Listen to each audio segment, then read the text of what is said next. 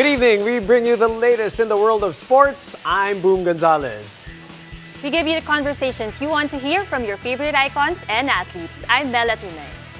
In tonight's game plan, the PBA 46th season has officially begun. Alaska and Rain or Shine get first blood and take their victories of the season. Not to worry, volleyball fans, the PVL starts tomorrow as well. The PLDT Power Hitters join us ahead of their opening game versus Cherry Tigo.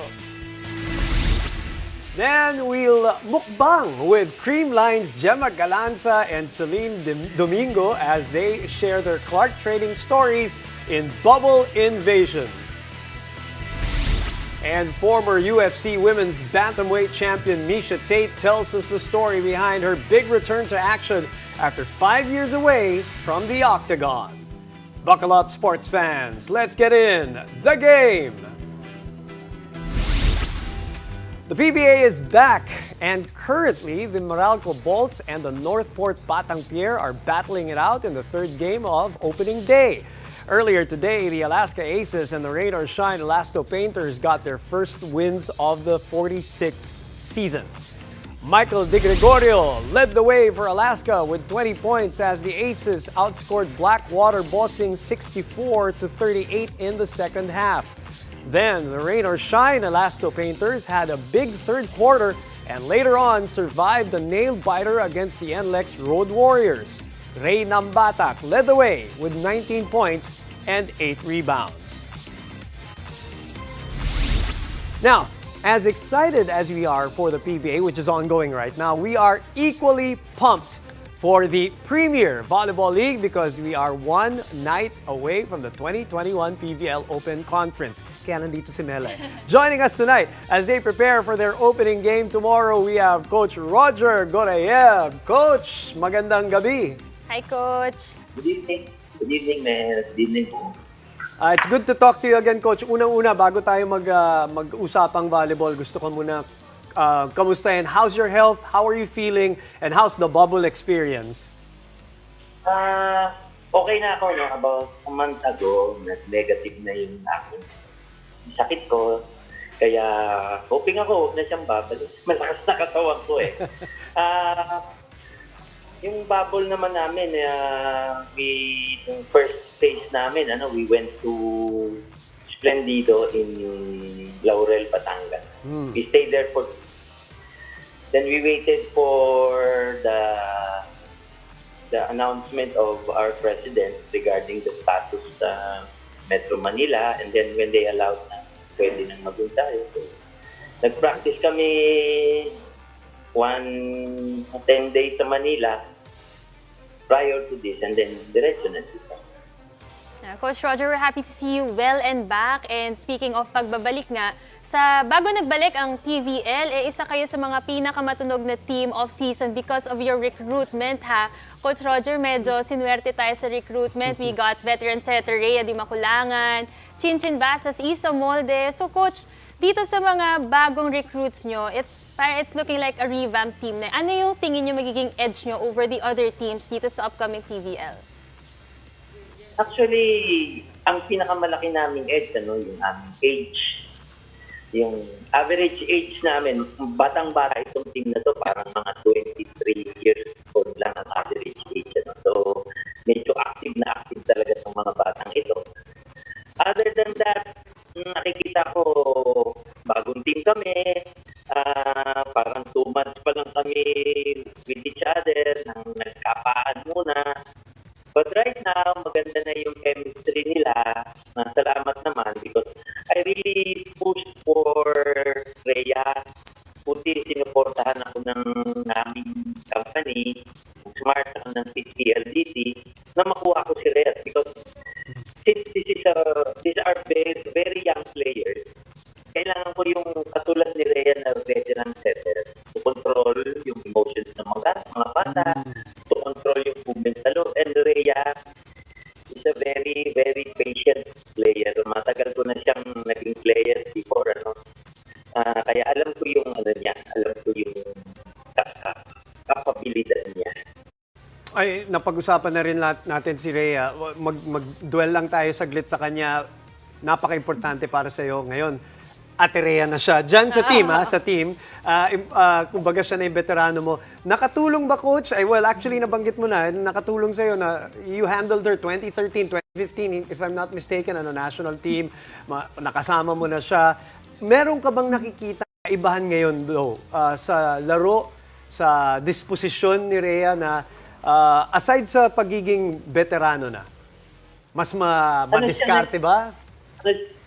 Super ate. Kaya sinicentralize ko yung communication namin kay Rhea. Ako communicate kay Rhea, si Rhea magko-communicate sa mga bata. Kasi ano siya parang makikinig ka talaga sa kanya. Yung mga bata nakikinig sa kanya. Si Rhea makikinig sa atin, tapos yung mga bata makikinig sa kanya. Because I needed that kind of chemistry. Kasi yung mga bata, hindi nila nakasabay si Rhea Kahit talaga si Rhea, nakapanood nila. Tapos ngayon, kakampi na nila, no? Parang, siyempre, the first time, ay, si Rhea din makulangan ito Kilala namin. Pa. Pero hindi namin teammate. Hindi katulad ng mga nakaraan, yung mga batch-batch kilala nila si Rhea. Ito kasi, mag-a-adjust lahat sa isa't isa But one thing na naging maganda, yung mga bata, talagang walang ego, walang mayabang sa loob ng court, walang makasarili. So lahat kay Rhea ate, parang ganun. Anong gagawin? Ganito ako. Sunod lang sila ng sunod. Napakaganda. Parang may coach na, no? Parang dalawing coach mo, no? Pagkasama Subok na yan talaga. Perfect middleman, very inspiring.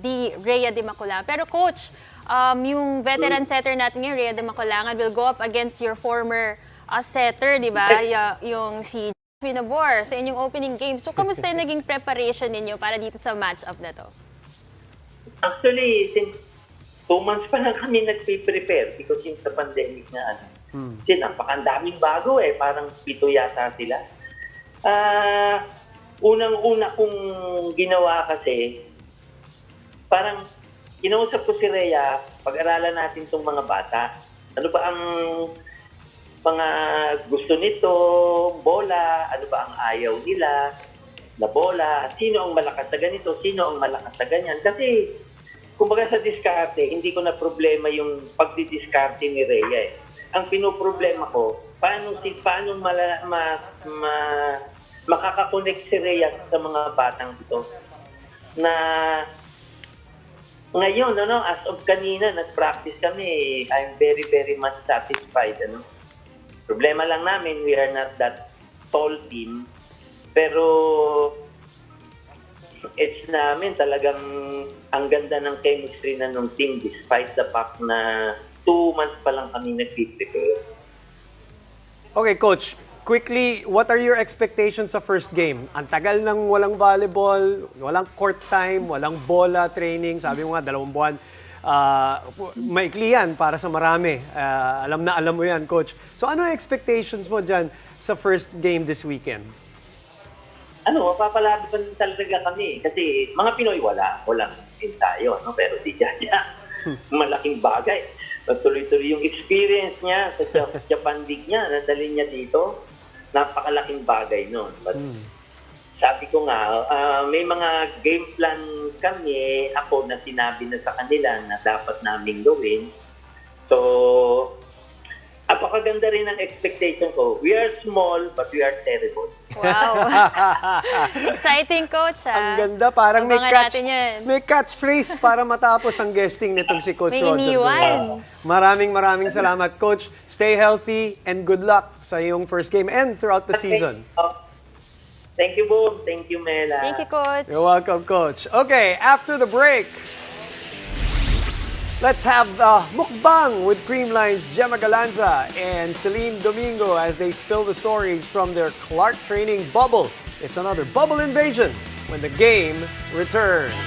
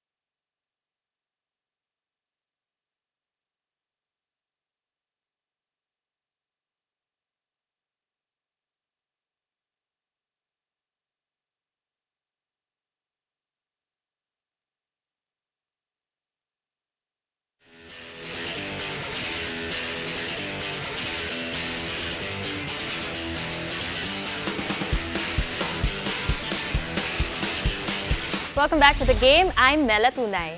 Before the PVL whistles for its first serve, Jema Galanza and Celine Domingo of the defending Creamline Cool Smashers shared a special mukbang with us from their training bubble in Clark, Pampanga. What's the tea that these hot pink ragers spilled? Let's find out in this edition of Bubble Invasion. Hi mga kabags! This is Jema Galanza And Celine Domingo. from Creamline Cool Smashers and Welcome to Bubble Invasion.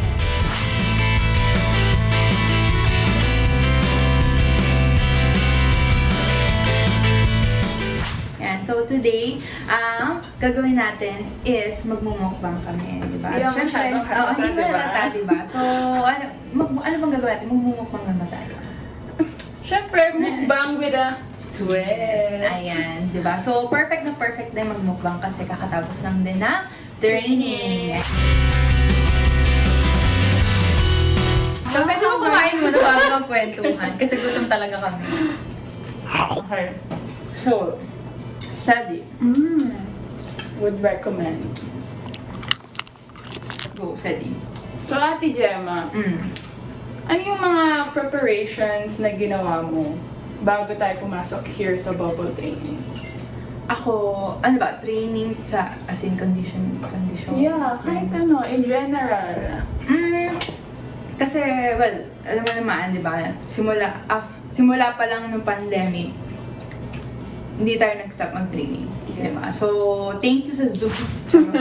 dahil sa Zoom, di ba, nandun pa rin yung communication natin and nakakapag-training pa rin tayo. Kahit kay Coach Mark lang. Malaking bagay yun. Yeah. Talagang araw-araw ka nakakapag-training. Kahit weights lang. Yes. Ikaw, paano ka nag-prepare? Yung preparation talaga for me na ginawa ko bago pumasok tayo dito sa bubble training is matinding mindset talaga na Perfect. Mindset talaga. nakuha ko ba?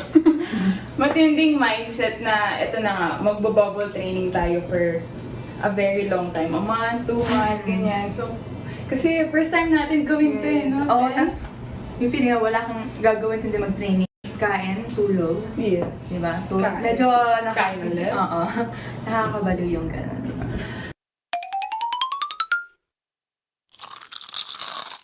Ano yung mga bagay na hindi mo kayang iwan?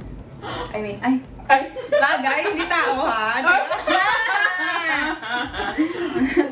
Ay, ba Okay. pinag-uusapan natin eh, Char? Parang may papasok sa'yo. Charot. Hindi. Siguro yung one thing na hindi ko kayang iwan sa bahay is yung laptop ko. Kasi, May secret. hindi kasi, di ba sa bahay parang wala naman tayong ginagawa, training. So parang nasanay ako na lagi ako nanonood, nag-Netflix, series, anime, ganyan. So parang hindi ko kaya na matigil yung mga pag-binge watch ko. Dinala ko yung laptop ko. Ikaw ba, Ate Jema? Ano ba? Hindi mo kayang iwan? Ay! Sorry, nagawa. Diba? Kain tayo! Let's go! Masarap na eh. So, ano ba? Hindi, ako naman, yun nga, laptop din. Kasi syempre, nga, may mga business meeting, ganyan. Cellphone, hindi ko talaga kaya. Kasi nga, halos yun lang din yung pinagkukuhanan ko ng para ma-entertain ako dito sa bubble. Kasi Yeah. social media, ganyan. Pero yung mga kailangan... Sa amin ba, hindi ko na-enter? Hindi. Pero yung mga kanyari kailangan talaga, like, kailangan sa katawan ko, like, supplements, ayan. So, hindi ko talaga siya pwedeng maiwan. Kasi, twice a day, training with Coach Tai. Hindi ko kaya yung parang walang magsusupport sa health ko, diba? Totoo naman yan.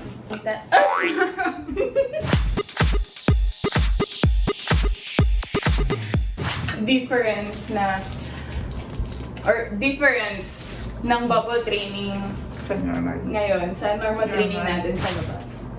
Sa training naman, wala naman nagbago. Ganun pa rin naman. Mahirap pa rin naman. Nagdalawa pa, so mas mahirap pa Wait, what do you mean dalawa? Minsan nga tatlo pa eh. Oo, diba? So, Coach time. sa training wala tayong masasabi. Actually, yun lang din yung naisip ko eh, yung twice a day training. Kasi yun nga, sabi mo tayo, yung hirap, same lang. Mas nadadagdagan lang kasi. Pero ang maganda, dito sa bubble, magkakasama tayo lahat. Yun yung maganda. Anyway, mas naging close tayo, Yes. mas nadami tayo na buong memories, di ba? So, feeling ko din, after nito, malulungkot ako. Ay, Sure! parang ako din. Kaya ko Ano yung pinaka-memorable na moment natin ngayong bubble for you? every Saturday. Ay, di ba? Di kasi, syempre, Saturday night, routine training kinabukasan. So, yun yung bonding nga. Ayun yung sasabi kong bonding. And hindi lang siya basta bonding, talagang, alam mo yun, talagang hindi mo makakalimutan na Yes. bonding natin. And yung feeling na tatawa ka lang lagi. Tapos, magkakapikunan, tatawa, pikunan, yung ganun. Parang, ang sarap lang sa feeling na may ganun tayo na walang PJ. Ayun. Walang PJ. Actually, yun nga talaga yung maganda sa team natin. Walang KG. Walang KG, oo. Kasi yung mga age natin. Ay.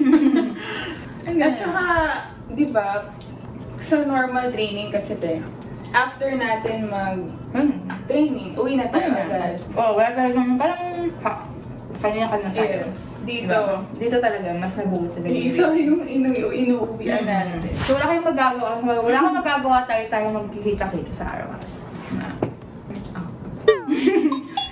Nakaloka naman yung past incarnation. Dahil nga PBL na, so malapit na. Ano bang, saan ka excited? Anong ina-expect mo ngayong season sa atin, sa lahat ng mga kalaban natin? Sobrang excited ako kasi sobrang ang dami nating kalaban. Sobrang daming teams na 13? in one league na lang tayo talaga lahat. So, sobrang nakaka-proud yun for the Philippine volleyball. No? Sama-sama na tayo. Yeah, so parang sabi nga nila, magkakaalaman na talaga. And, syempre sa atin, mapapakita talaga natin yung campaign natin in 3 months na thrice a day. So, that's very exciting din. Ako, excited na akong mapagod. Kasi mali mo, one month, hindi ka. Tapos, 13 yung kalaban natin. So, good luck sa amin lahat. Siguro, talaga, condition talaga. Yung skills kasi hindi na mawawala yan. Pero sa condition talaga tayo magkakatalo-talo. Kasi sino yung may magandang gising? Yes, may ganon. May ganon. So, wala akong na-expect na ganito matatalo namin, mapapanalo namin. Pero, kailangan preparation talaga. Kasi kaming win. Kailangan namin mag-control ang parang.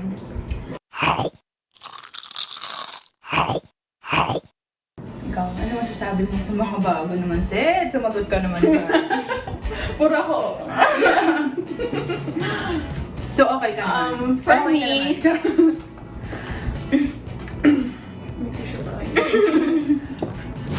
okay naman. Bakit parang ako nag-evaluate? Hindi nag-iiba yung tanong, mamaya iba lang yung tanong natin. Okay, Ate Jema, happy ka ba sa... Ako? Oo naman. In general? Happy tayo. Walang bad vibes. Good vibes tayo. Actually, ang happy!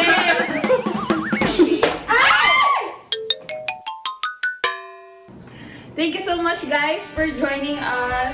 This has been Bubble Invasion here on The Game. Bye! Kakain na kami ulit. Let's go!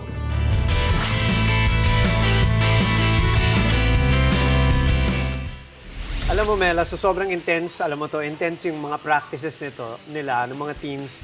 Ito yung mga light moments nila, ito yung mga pampadistress nila. Pero ang tanong ko, pag napapanood mo ba yung mga ganyan, natatawa ka na? Namimiss mo ba? Namimiss mo ba yung mga team bonding, yung eating with the team, and doing silly stuff with your teammates? Sabi ko sa'yo, bumamili, tanong baka maiyak ako sa The Game. Pero, like, seriously speaking, sobra ako namimiss kasi isa ako sa mga tao na pasimuno ng mga team bondings. Like, ako yung lagi nag-organize. Like, in the volleyball community, call me Tita Mels kasi mahilig ako mag-organize ng mga kung ano-ano. So, yung mga simpleng bonding, alam niya ng mga dati ko naging teammates, gustong-gusto talagang nagsasama-sama lahat. Kaya naiiyak ka dun sa Oo, segment naiiyak na yan. ako. At nagutom ako. Okay. Tita Mel, anong game ang inaabangan mo or player movements? Anong mga, dahil maraming naglipatan ng mga team dito sa PVL? Well, siguro unahin na natin, Creamline Santa Lucia, one of the main games tomorrow.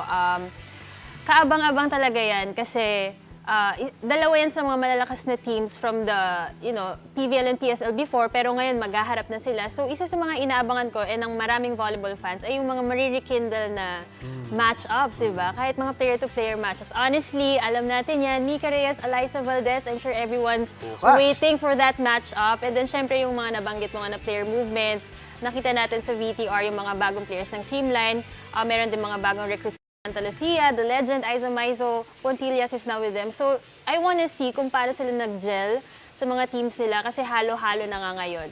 So, yun. Sayan yan. And the third game yan dun sa triple header tomorrow, Saturday. And remember, you can catch the best of Philippine volleyball together, stronger and greater in the 2021 Premier Volleyball League Open Conference live on One Sports and One Sports Plus with streaming on Signal Play beginning tomorrow. Tomorrow na, July 17. Okay, when we return, we go inside the game of former UFC Women's Bantamweight champ Miesha Tate as she prepares for her epic comeback to the Octagon 5 years in the making. Stay tuned. You're watching The Game.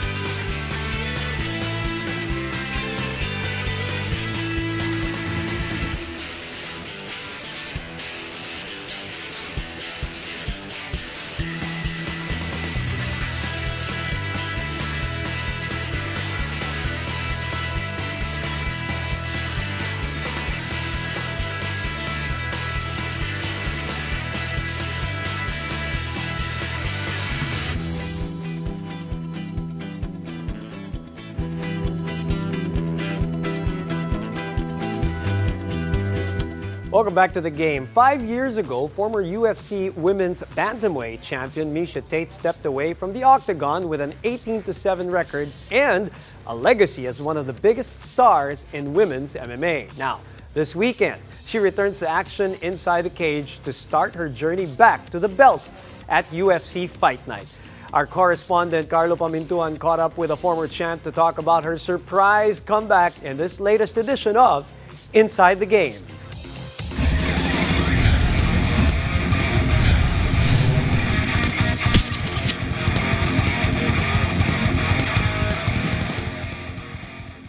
We are now with one of the most popular female MMA fighters in history. Joining us here inside the game is former UFC Bantamweight champion, Miesha Tate. Miesha, thank you so much for joining us. Yeah, thank you for having me. I appreciate being here. Feels good to say it's fight week again. Miesha, you first announced your retirement back in 2016 when many people thought that you still had a lot to give. We know you were very busy with your career and with your family, but at what point did you start getting the itch to compete again?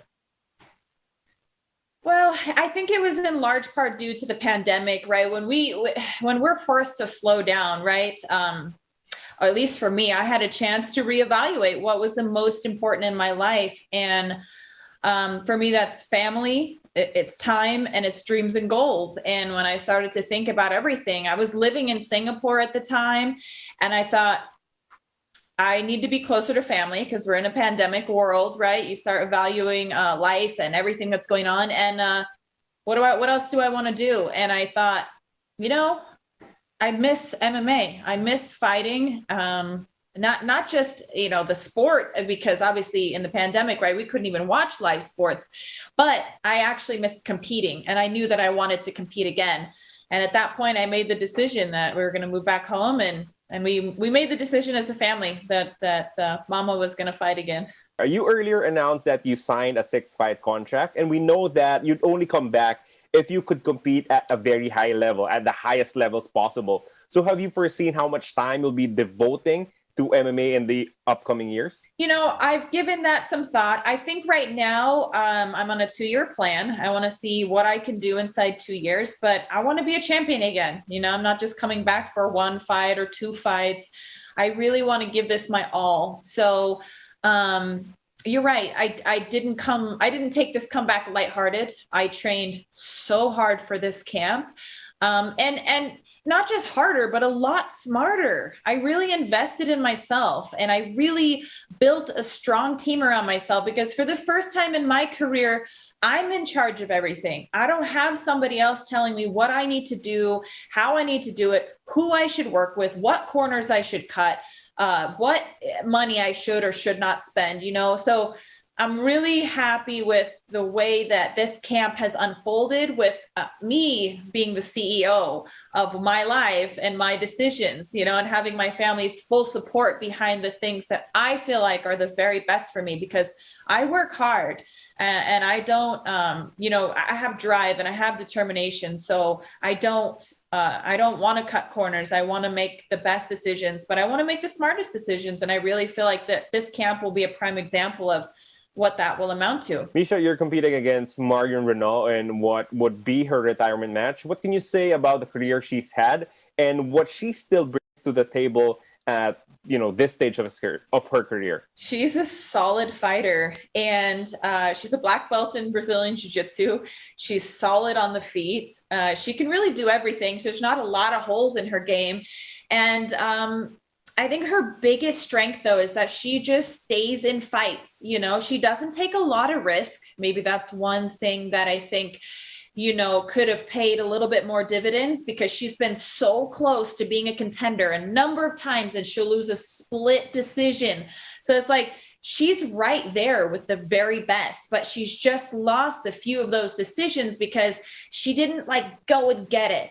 And I'm somebody who will go and get it, and I'll take risks. And sometimes, you get finished, you get armbarred, or you get knocked out or whatever, but I come to win and take home a big victory, So that's what I think I'm bringing to the table here, is that I really want this more. I have a future in this sport, and I feel like this win over Marion Renault sets everything up for that. So it's a must-win situation for me. And as always, any interview with any female bantamweight or featherweight will have to go through Amanda Nunes. Is a rematch with the champion, with the champ, the top goal in your list right now? I would love a rematch with Amanda.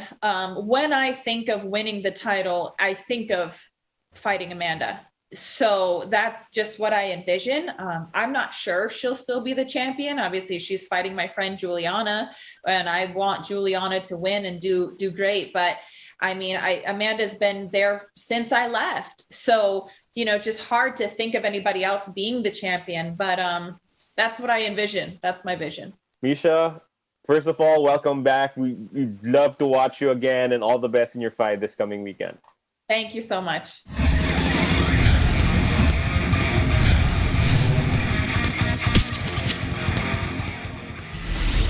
Before we go, just a reminder, the PVL begins tomorrow. You can watch the games live on One Sports and on One Sports Plus with streaming on Signal Play. Thank you for joining us. I'm Mela Tunay. And sitting in for Paulo Del Rosario, my name is Boom Gonzalez, and this has been The Game.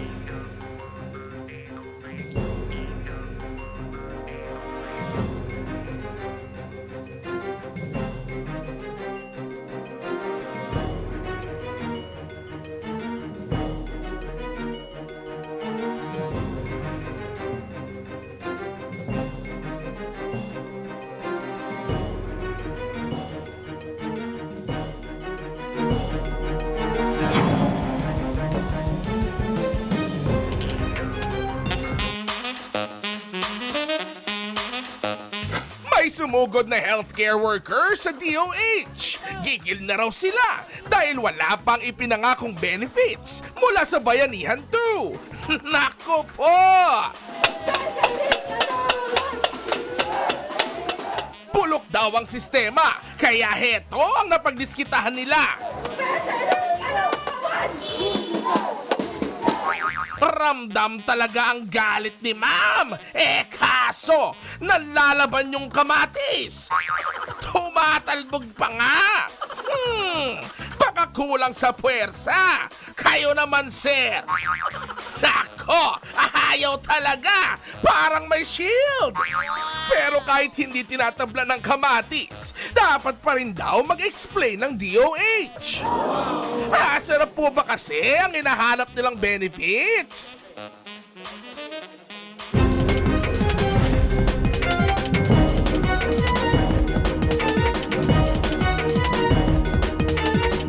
Humarurot na headlines hatid sa inyo ng nag-iisang Pops J. Tarok.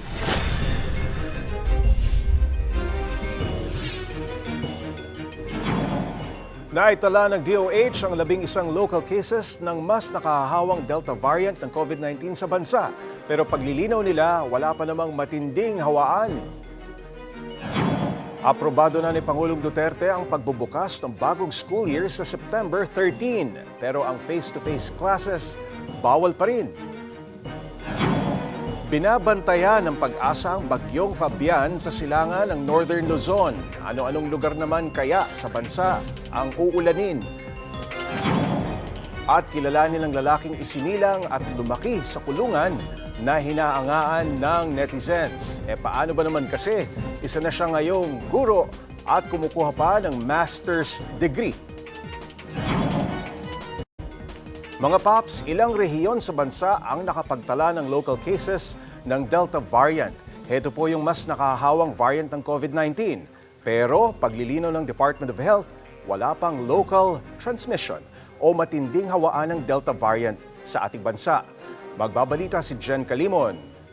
Mayroon ng local cases ng mas nakahahawang Delta variant sa bansa.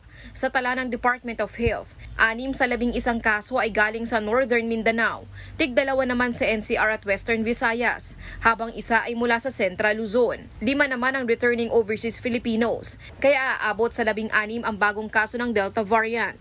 Ayon sa DOH, 2 sa ROF ay may travel history sa UAE at Qatar, isa sa UK, habang under verification ang 2 pa. Bukod sa isang nasawi sa NCR, ay magaling na ang 15 nagpositibo. Inaalam pa kung saan nakuha ng local cases ang virus. Pero nilinaw ng DOH na wala pang local o community transmission ng Delta variant. Local transmission, may ebidensya tayo ng isang local case na may Delta variant ay nakahawa na sa isa pang local case. At dahil doon, yung ikalawang yun, meron na ring Delta variant. Pag naman community transmission, yung local transmission na yun, kumalat na siya. Marami or a large proportion or number of cases already have this variant. And at the same time, hindi na natin sila malink saan ba na sila nakakuha ng infection o di kaya, sino pa kaya yung nakahawaan nila. Ang mga apektadong LGU, inatasan ng magsagawa ng malawakang contact tracing. The first thing that was directed of us was to do contact tracing, and in this case, back tracing up to the 3rd generation close contacts. Dahil may local cases na, ia-activate na ang doors 3 at 4 ng pamahalaan. Sa ilalim nito, paigtingin ang PDITR strategy o prevention, detection, isolation, treatment at reintegration. At posible ang community quarantine at lockdowns. Kaya humingi ng pangunawa ang DOH sa paghihigpit sa mga dumarating sa bansa. Sa ngayon ay kalat na sa halos 100 bansa ang Delta variant na unang naitala at nagdulot ng surge sa India. Sinasabing 40 to 60% itong mas nakakahawa kumpara sa ibang variant. Kumpiyansa naman ang pamahalaan na kaya itong malabanan sa pamamagitan ng pagbabakuna. So all vaccines seem to remain robust against severe disease. Vaccinate the most vulnerable so that they survive. Plano namang i-reallocate ang supply ng bakuna sa mga apektadong lugar ng Delta variant. Magiging prioridad din ng senior citizens at iba pang vulnerable sector. Yung darating na Johnson & Johnson, ibibigay natin yan sa mga tinatawag na area of interest dito sa Region 10, dito sa Metro Manila at saka dun sa Region 6. Para sa 1PH, Jen Calimon, News 5. Nagbabayanihan na ang mga Pinoy sa Indonesia sa gitna ng nararanasang COVID-19 surge doon. Humihingi na rin sila ng tulong sa gobyerno na i-repatriate sila sa kabila ng umiiral na travel ban. Magbabalita si Jen Calimon. Pumapalo na sa higit 50,000 kaso ng COVID-19 ang naitatala sa Indonesia kada araw. Kaya hindi na raw maitatanggi na sila ang bagong epicenter ng COVID-19 outbreak sa Asia. Overwhelmed na ang mga ospital sa Indonesia. Nagkakaubusan na rin ang supply ng oxygen. Sa ngayon, higit 700 kaso na ng Delta variant ang nakukumpirma sa Indonesia. Pero bukod sa variant na ito, mitsa rin daw ng surge ang hindi pagsunod ng publiko sa health protocols. So really, we really have to follow strict safety health protocols para hindi tayo maapektuhan nitong Delta variant na ito. Apektado tuloy pati ang nasa 8,000 Pilipino sa Indonesia. Nakaramihan ay mga teacher, engineer at accountant. Sa tala ng Philippine Embassy, nasa 5 Pinoy na ang nasawi sa Indonesia dahil sa COVID-19. Pilit namang nagtutulungan ang mga Pinoy doon sa gitna ng krisis. We established what we call a Filipino Viber group. No? And because of this, there is what we call the Bayanihan Tulungan. No?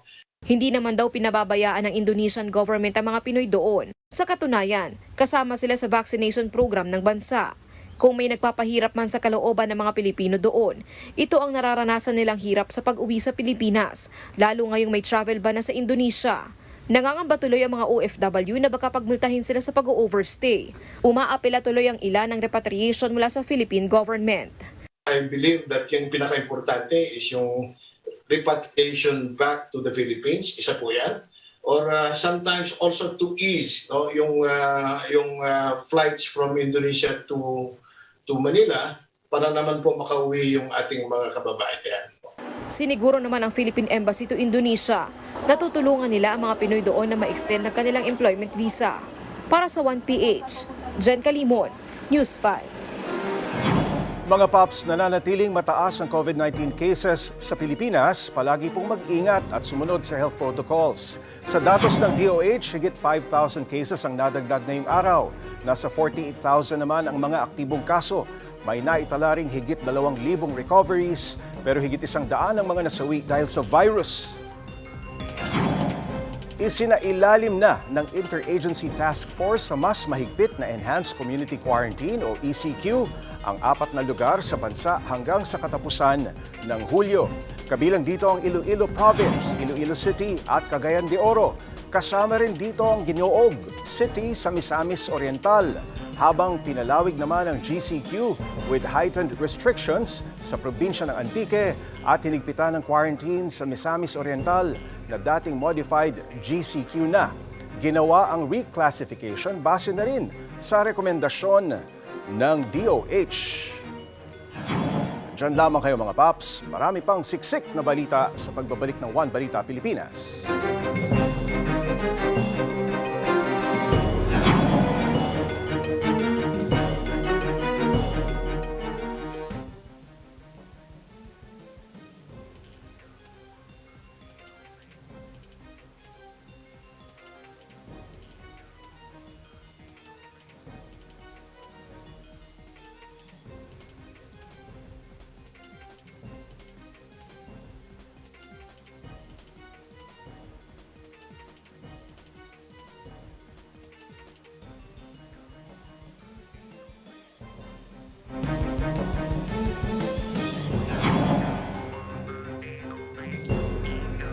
Mga Paps, patay ang isang nurse matapos matrap sa nasunog na apartment sa Ermita, Maynila.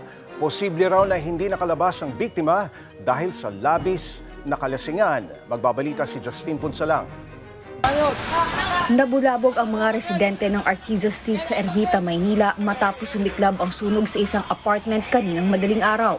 Nahirapan ng mga bombero na pasukin ang susunog na bahay, kaya kinailangan pa nilang dumaan sa bubong para maapula ang apoy. Umabot din ng 2 oras bago ideklarang fire out. Dito na nadiskubre ng mga bombero ang bangkay ng isang lalaking natrap sa apartment. Nakilala ang biktima na si Jose Noni Gregorio na isa raw nurse.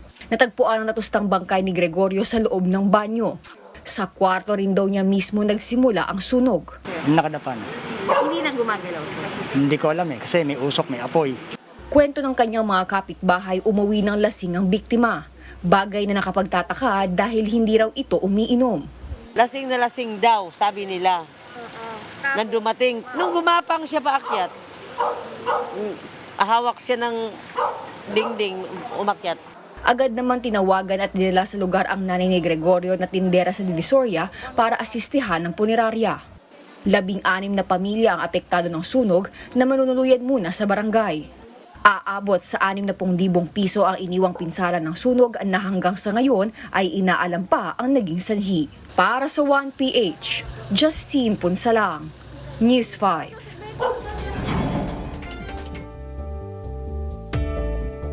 Isang bagyo ang nasa loob ngayon ng Philippine Area of Responsibility. Malayo pa sa lupa ang Tropical Depression Fabian. Mabagal itong kumikilos pahilaga.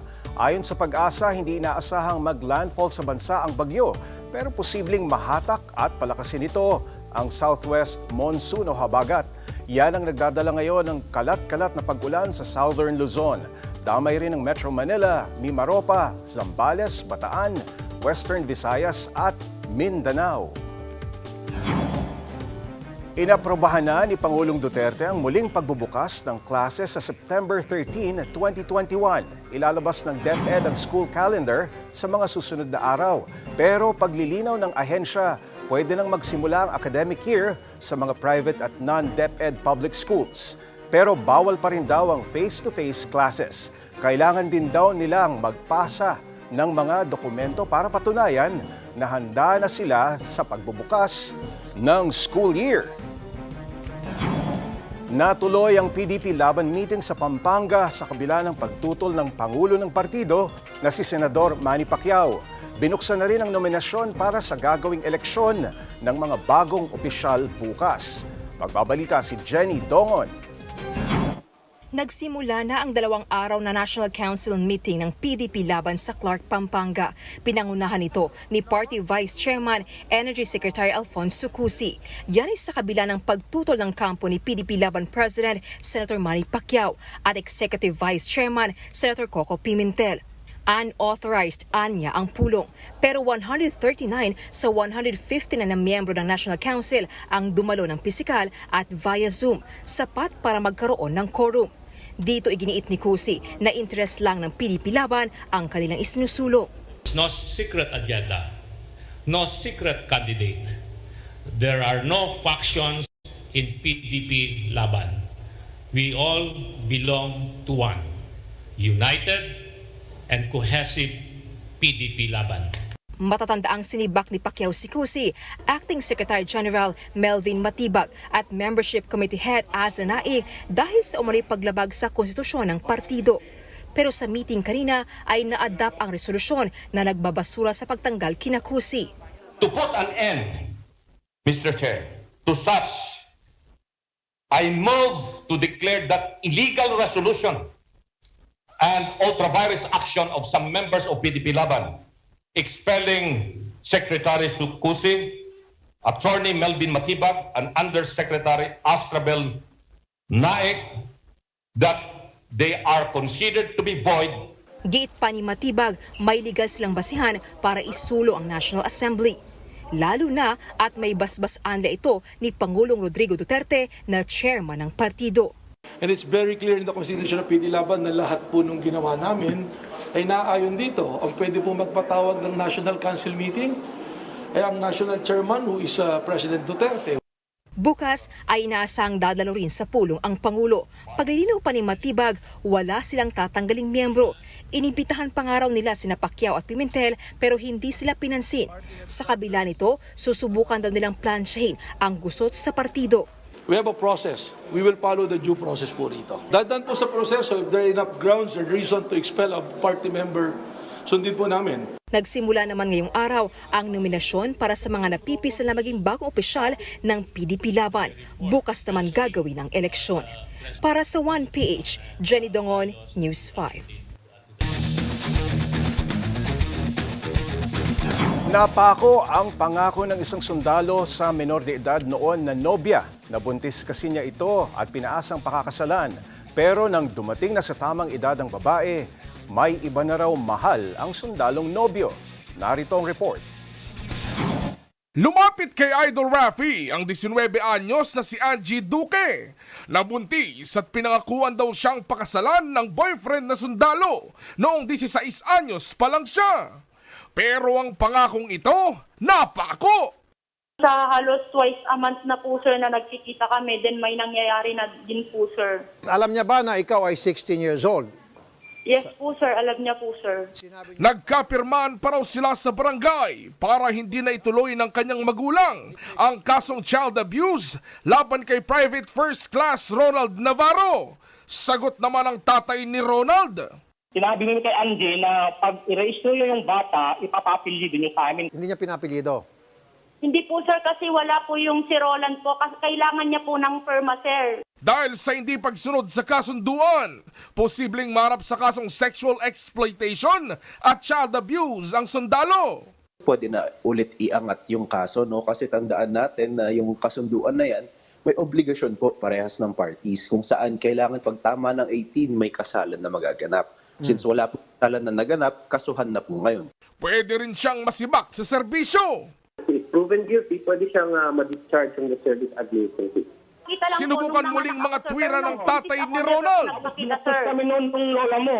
Anong sabi mo na hindi kami nagpakita si Roland? Pumunta na naman nagpakita noon dyan Nagpakita po siya pero nung nanganak lang po ako, ang gusto ko sana ng parents ko, nung buntis pa lang, ipakita niya ng pagiging ama niya.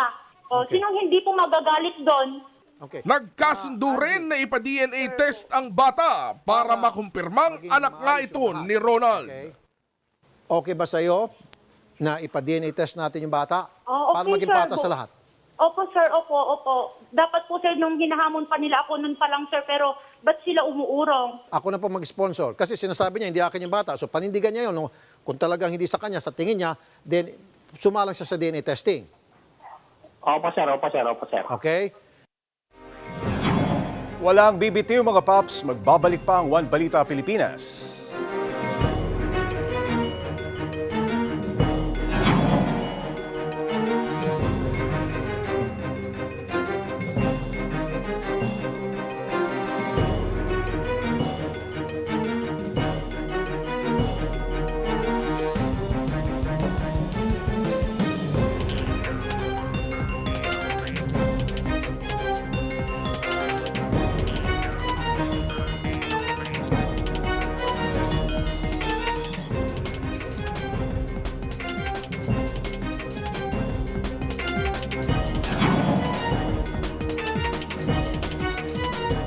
Mga paps, kapag sinabing buhay sa city jail, may isip agad ng karamihan na nakakatakot.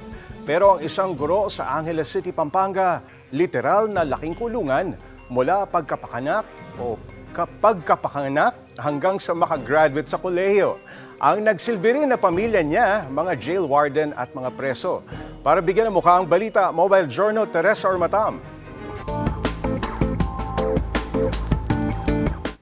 Halos 26 years nakatira sa kulungan si Pau Pili. At ngayon sa edad na 27, wala raw siyang pagsisisi. Mas nakikita nga niya ang paglaki niya kasama ang mga preso bilang malaking biyaya sa kanyang buhay. Nakulong sa kasong estafa ang nanay at lola ni Pau Pili sa Angeles City Jail noong pinagbubuntis pa lang siya ng kanyang ina. Doon siya pinanganak at lumaki. Normal life, no? Pag may school, doon ako umuwi after school. Parang naging normal lang sa akin. Pumayag ang warden na tumira siya sa selda ng kanyang nanay at lola. Tinuring siyang anak ng mga inmate at jail personnel na sila mismo ang nagtustos sa kanyang pag-aaral at mga pangangailangan. Isipin mo doon, pag birthday ko, paghahanda nila ako. Kung ano yung pangangailangan ng isang bata hanggang makapag-graduate ako ng day, parang binibigay nila sa akin. Nahinto ang kanyang kasiyahan sa jail nang biglang nilipat ang kanyang nanay at lola sa Correctional Institution for Women. No, hindi ko alam kailan kami magkikita ulit. No, napakabigat. Second, ang iniisip ko pa noon is saan kaya ako mag-i-stay. Hindi siya pinabayaan ng mga jail personnel. Pinatira siya sa isang kwarto sa office at pinagtapos ng kolehiyo. Ginusto niya maging abogado o BJMP officer pero natanto niya na baka makalaban niya lang ang mga inmate na mismong nagpalaki sa kanya. I need to choose a course na kung saan pwede kong ma-share yung kwento ko sa loob, yung pwede kong ipagmalaki yung mga inmate, at that is education. Graduate siya ng kursong education sa Holy Angel University, kung saan doon na rin siyang nagtuturo ngayon. At sa unang taon ng kanyang pagtatrabaho, naisipan na niyang maghanap ng ibang titirhan. Nabigla lahat sa jail, no, yung tinitirahan ko. Kasi bakit ka aalis, sabi ng mga ibang inmate? Kasi mamimiss nila yung Pao na kalat-kalat sa loob. Mamimiss nila si Pao na pinag-aaral nila. At ako, napakalaki din ng adjustment ko when I go outside. Namimiss ko yung ingay ng kulungan, yung dami ng tao.